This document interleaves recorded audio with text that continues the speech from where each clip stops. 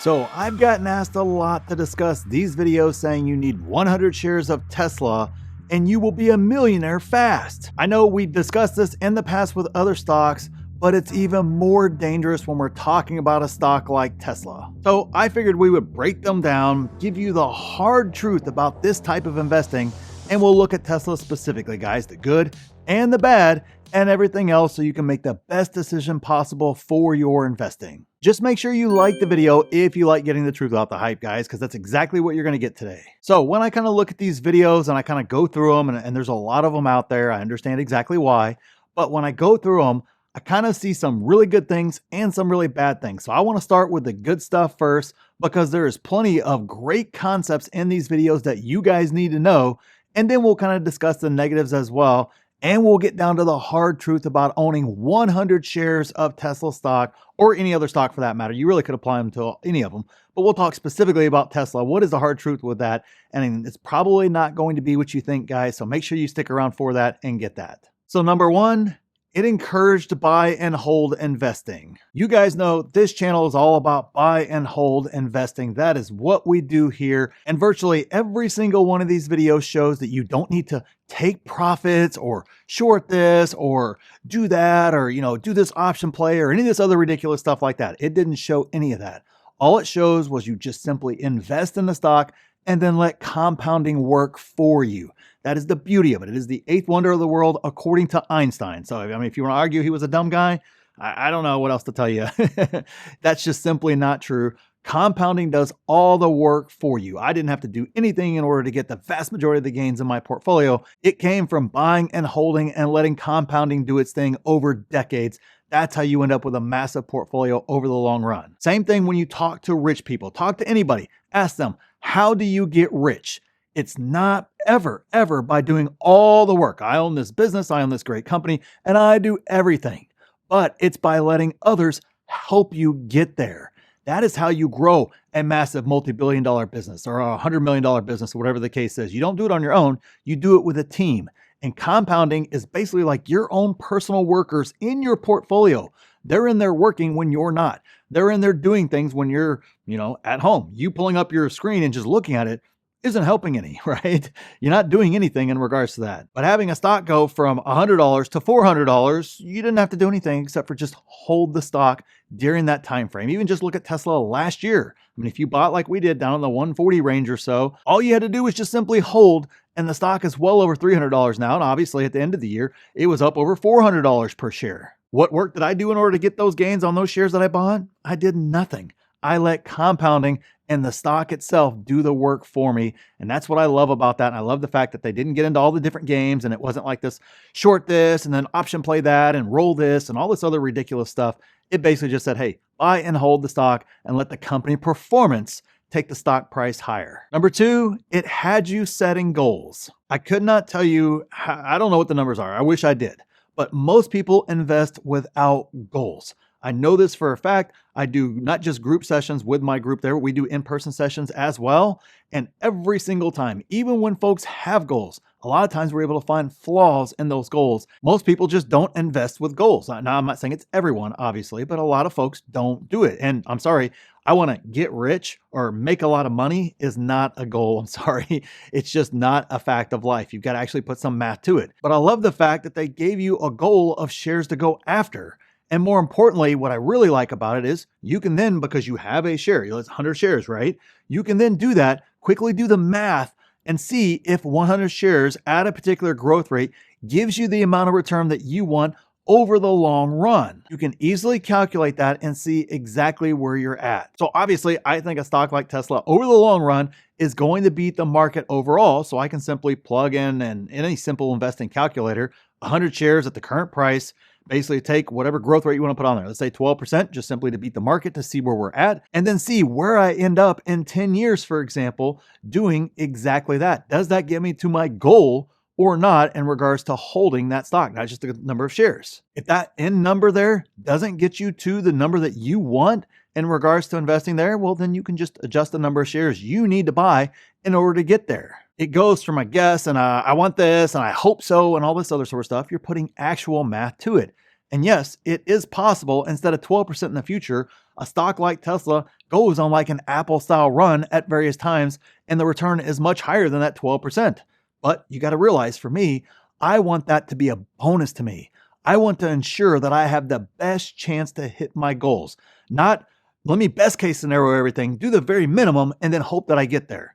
No, I want to take a very reasonable, super conservative approach and then ensure that I'm able to get there and hit my goals. And oh, by the way, if it happens to go on an Apple style run, I'm going to have a lot more money than I would have originally thought by being conservative. That ensures that I hit my goal and I have the best chance of hitting my goal. And that is achieved by being conservative, not banking on some crazy Apple or Nvidia type runs, over the next 10 years, or, basically Nvidia over the past couple of years, returning, 1,000% plus or whatever the heck the number ends up being.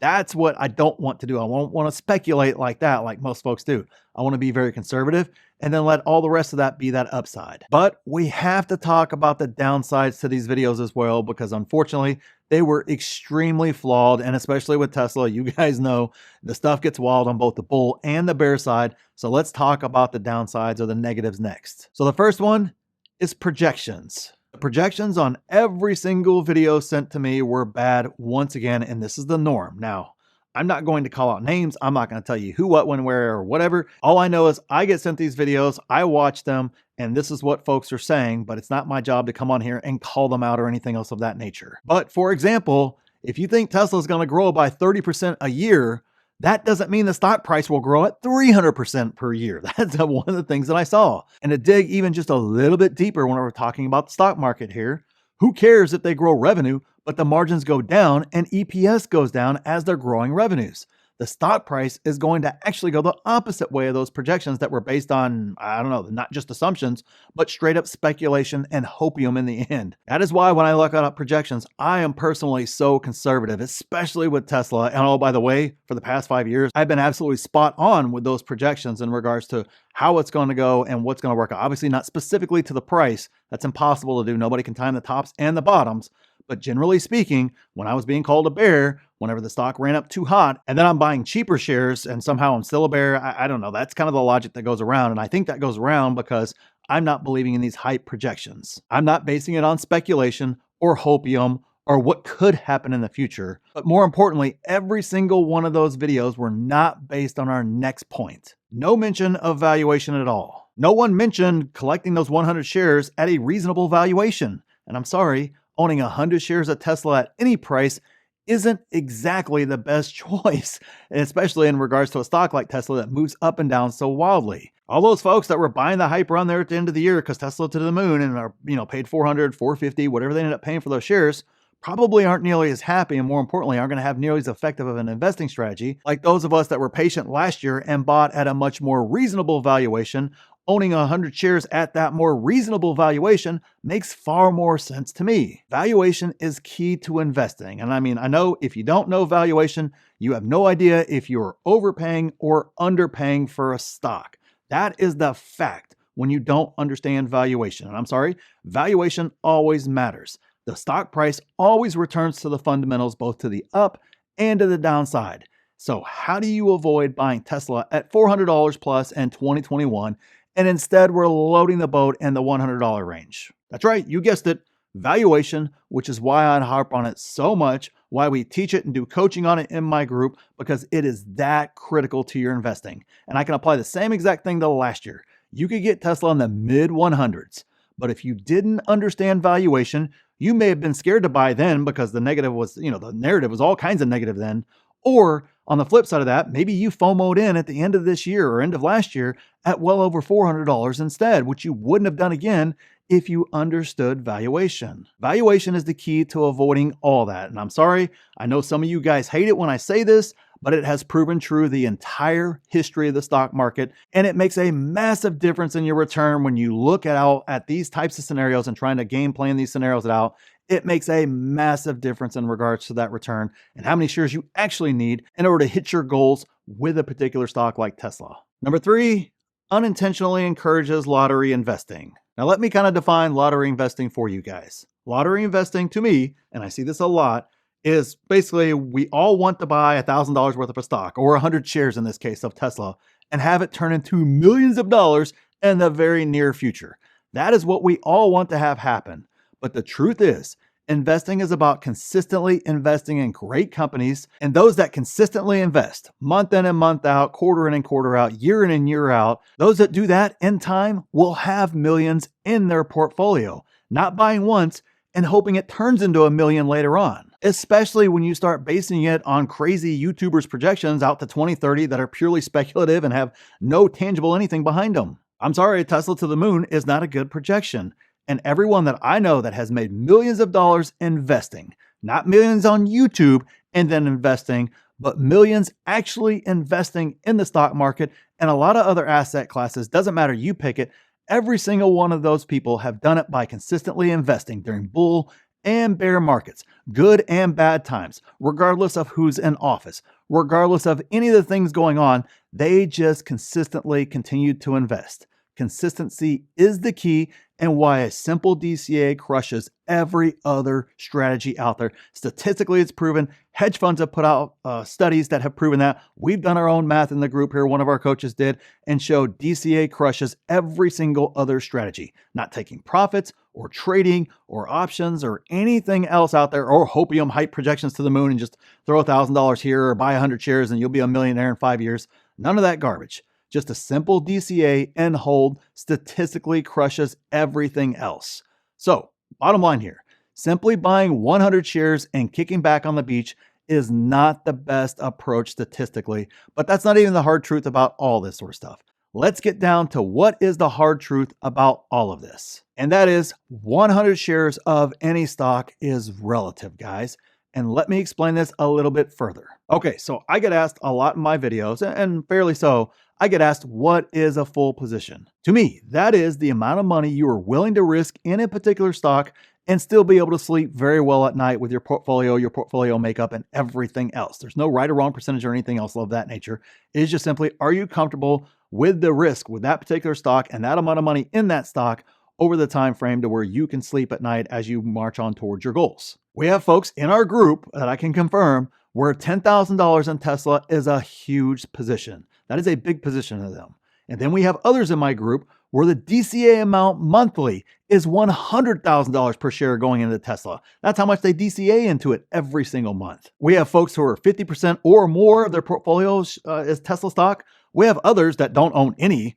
And then we have others where only 5% of their portfolio is Tesla, because one has a very high conviction, obviously, if you got more than half your portfolio in Tesla, and others see a lot of risk there and less risk and other opportunities. Or maybe it's simply a matter of goal alignment within their portfolio. One has they have a goal of income in their portfolio. Well, Tesla doesn't provide any income. So why the heck would you own Tesla if your portfolio goal is for it to spin off income for you to live off retirement, for example? So for me, I have way more than 100 shares. I passed that a long time ago. With my first buy, probably I passed it a long time ago.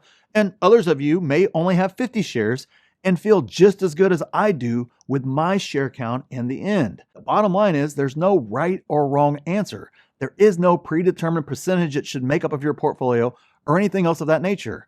There is no right number of shares to own. So although they make for very clickable videos, and although I like some of the things that they provide, the reality is you've got to do the assessment for yourself and decide what is the right number of shares for you to own based upon your plan, your conviction, how it aligns with your goals, everything else involved in regards to Tesla stock and how it fits in your overall picture. And if you made it this far in the video, I may have left something special for those of you guys that did down in the pinned comment where you can see exactly how to do what we're talking about today, exactly how to do evaluation so you don't overpay for Tesla, you don't buy all the hype garbage and everything else.